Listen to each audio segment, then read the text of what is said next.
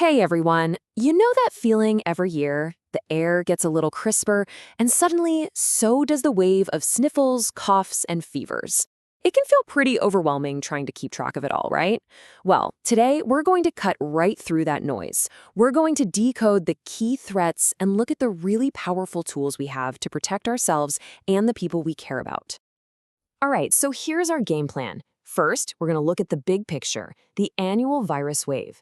Then we'll zoom in on the four main players you hear about: influenza, COVID-19, RSV, and pneumococcal disease. And then, the most important part, we'll pull it all together into a simple, straightforward prevention toolkit. So while there are tons of different viruses floating around all the time, our winter season is really defined by four main characters. But here's the thing, they don't all play by the same rules. Not at all. And this chart just lays it out so clearly. You can see how influenza and RSV are your classic seasonal villains, right? They surge in the winter, and then they kind of fade into the background. But then you look over at SARS-CoV-2, the virus behind COVID-19. It's the odd one out. It just hangs around all year. And that makes it a persistent, rolling threat we have to think about in a totally different way. You know, last season was kind of weird. Instead of the usual one-and-done peak of sickness that we brace for, we actually got hit twice. So what happened? Well, it was mostly the flu playing a trick on us. A new strain popped up late in the season, and it was just different enough to sidestep some of our vaccine protection and cause a whole second wave of illness. All right, let's start with influenza. The flu. We all feel like we know this one. It comes around every single year. But it is so important to look closer at who gets hit the hardest by this familiar foe. And honestly, the answer might surprise you. Okay, now this is a really interesting slide. It's a direct comparison. When we look at who's actually ending up in the hospital, especially our littlest kids, from birth up to 4 years old, influenza is a much bigger driver of serious illness than COVID-19.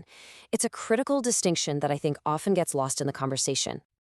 And this is why we have to take the flu so seriously. It is not just a bad cold, especially for children. I mean, tragically, last season in the US saw 280 pediatric deaths. But here's the number that should really stop us in our tracks. 90%. 90% of those kids were not fully vaccinated.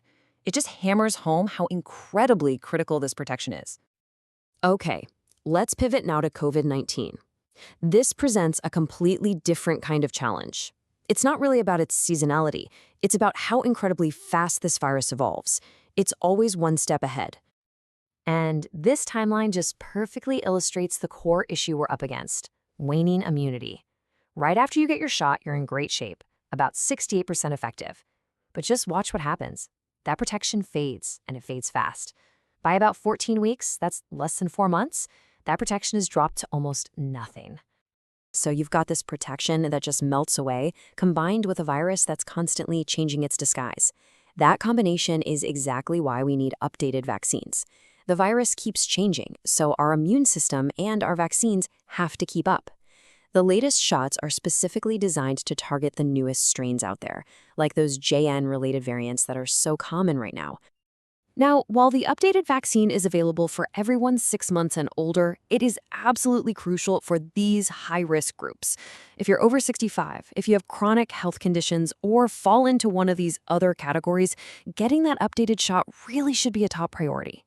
Next up is respiratory syncytial virus, or RSV. For most healthy adults, if you get it, it just feels like a really nasty cold. But for two very specific groups at the opposite ends of the age spectrum, it can be incredibly dangerous. This chart makes it crystal clear. The highest risk of hospitalization, by far, is for our youngest kids from newborns up to age 4. And the second highest risk group? You guessed it, older adults, 65 and up. This virus really zeroes in on the most vulnerable among us. Now, before we talk about how to protect against RSV, we need to understand a key tool that's a little different from a vaccine. It's called a monoclonal antibody. Think of it like this. A vaccine trains your body's own army for a future fight. A monoclonal antibody, on the other hand, is like getting a team of elite soldiers airdropped in for an immediate mission. It gives you protection right now, but it is temporary. And this is a real game changer. We now have 3 distinct strategies to fight RSV. We can give infants that long-acting monoclonal antibody directly. We can vaccinate pregnant people who then pass that protection on to their newborns. And we have new vaccines specifically designed for older adults. It's a really smart, tailored approach to protect those most at risk. Okay, our final focus is on pneumococcal disease. Now, this one's a bacterial infection that can cause some really serious stuff like pneumonia and meningitis. It actually got pretty quiet during the pandemic, but now it's starting to make a comeback. And as you can probably guess by now, a familiar pattern is emerging here. Just like with RSV, the 2 groups who are most vulnerable to getting seriously ill from pneumococcal disease are our very youngest children and our older adults. The good news here is that our strategy for fighting it has gotten much simpler and much better. The old approach often involved a whole 2-vaccine series. Now, for the at-risk groups, that's been replaced with a more effective single-dose vaccine, known as PCV20. One and done. Okay, I know that was a lot of information.